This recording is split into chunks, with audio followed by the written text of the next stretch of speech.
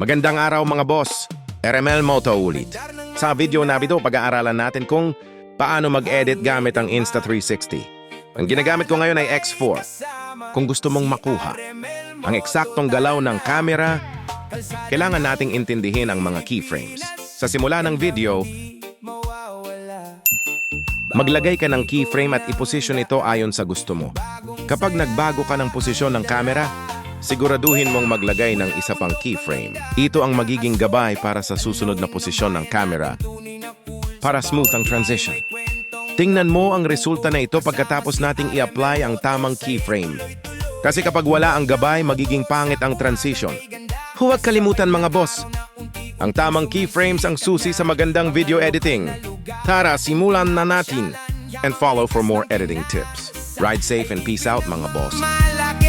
Kailanman maglalakbay kasama si RML Moto. Bawat biyahe ay panibagong kwento. Ganda ng Pilipinas sa